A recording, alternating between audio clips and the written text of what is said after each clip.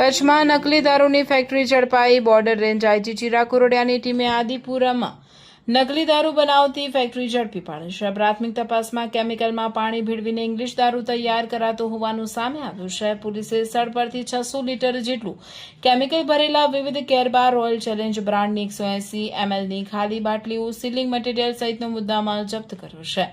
મૂળ રાપરના વતની હિતેશ પટેલે મોટી દુકાન ભાડે રાખી બ્રિજેશ નામના મૂળ યુપીના વ્યક્તિ સાથે નકલી દારૂ બનાવવાનો ધંધો શરૂ કર્યો હોવાનું સામે આવ્યું છે. હાલ સ્થળ પર એફએસએલની ટીમને બોલાવવામાં આવી છે અને કયું કેમિકલ વપરાયું હતું તે તપાસ બાદ સ્પષ્ટ થશે.